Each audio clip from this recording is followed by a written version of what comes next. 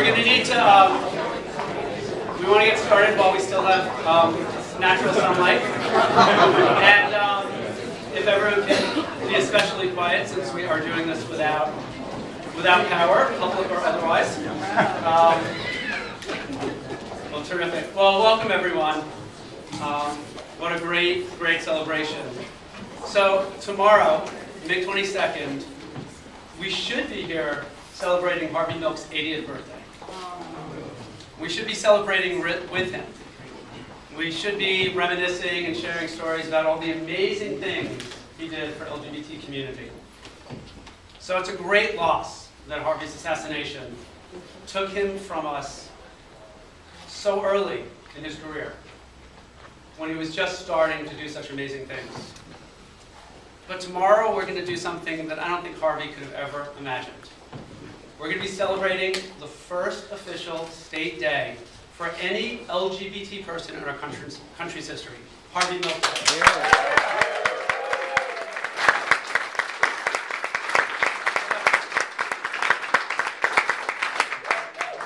And Equality California is so proud to have sponsored this bill, and we really want to thank the person without whom this would not be happening, the author of the bill, the amazing Senator Mark Leno. Yeah.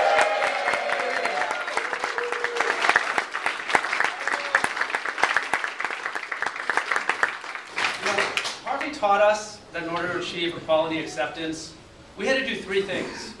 First, we have to be out and visible. Second, we have to be unwavering and principled in our values. And third, we have to be about more than just ourselves. So being out and visible is something that every one of us, LGBT and ally alike, has to do every day of our lives. You know, it's not easy always being out with people who don't want us to be treated equally. Rejection is not a hard thing to deal with. But if we're going to achieve equality, we have to get over that fear and do what Harvey taught us to do. Standing for what we believe in and being unwavering in our principles means it's time we stop endorsing candidates, giving money to candidates, and voting for candidates who do not support full and complete equality for every LGBT person.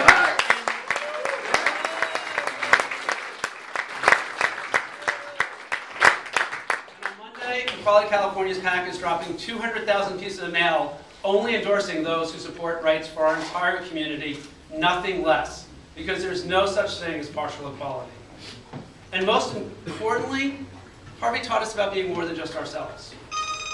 He taught us that we have to build coalitions and stand shoulder to shoulder with all those who are fighting for social justice.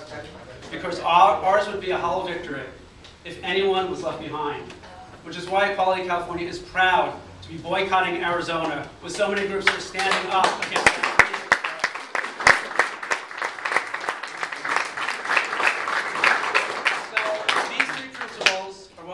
And what Harvey taught us to do. And this Harvey Milk Day, the first one, tomorrow, we have thousands of people already signed up to go door to door, canvassing, talking to those who oppose our equality about why they should support equality. At the end of this weekend, we will have hit over 900,000 Californians with door-to-door conversations in the past year. And tonight, what all of you are doing is helping us raise money to support candidates who are committed to full and complete equality. And if we all do what we need to do, next year, California will be the first state in the nation where LGBT people in the legislature will proportionally represent our population, with 10% in the Senate and close to 8% in the Assembly. That's historic and something we all can work towards.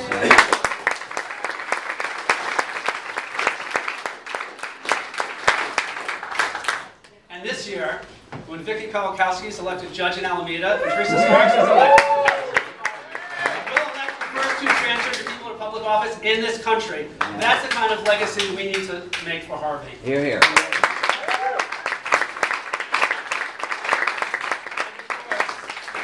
We all have to do everything we can to stop Yes on 8 supporter Meg Whitman from buying the governor's office. Before we turn to our speakers, I want to acknowledge some of the many great leaders, public officials, and candidates who are here with us today. Many, like Harvey, have shattered and are shattering glass ceilings. Our nation's first woman speaker, Nancy Pelosi. Nancy.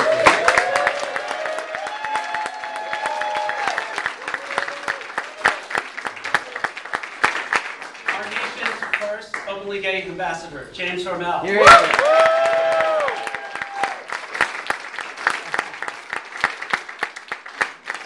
One of California's first 2 openly gay men elected to the Assembly, and the first openly gay man in the State Senate, Mark Leno.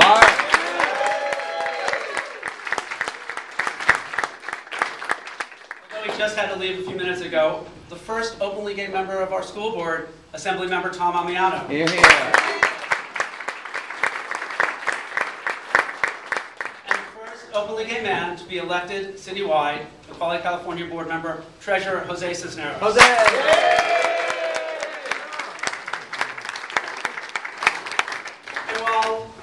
Elected officials always get the visibility. There's an appointed official who is working behind the scenes to pass Harvey milk bill, and I'm so thrilled that special advisor to the governor who helped do the hard work, now Obama presidential appointee and regional director of Health and Human Services, Herb Schultz, is with us. Thank you for all.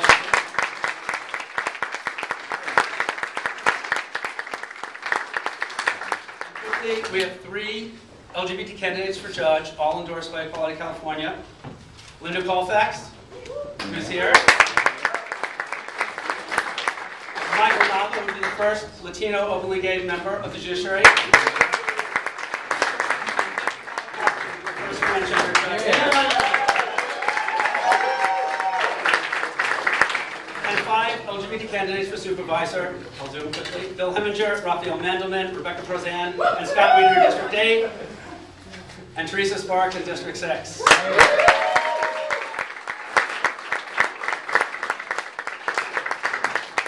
All right, I see 4 of my colleagues and good friends, the EDs of the National Center for Lesbian Rights, the Transgender Law Center, Horizons Foundation, and the San Francisco LGBT Center. Kate Kendall, Mason, where are Mason? Lost Mason. Yeah. Mason Davis, Roger Dowdy, and Rebecca Ross. Here he is.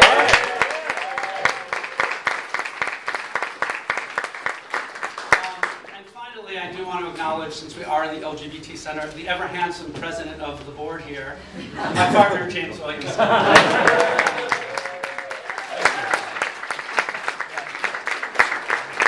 while this is truly a historic day of celebration, I don't think Harvey would want us to celebrate without noting the fact that 32 years after he passed employment protections here in San Francisco, there's not a single lesbian, gay, bisexual, or transgender person in this country who is fully equal under the law. And I have to say that we are so fortunate to have Speaker Pelosi advocating for us in Washington. Her commitment to overturn Don't Ask Bill and to pass an inclusive ENDA in time for them to get passed by the Senate and signed by the President this year is unquestionable. And I think we're going to have a great pride this year as we celebrate that change at the federal level. So thank you, Speaker Pelosi.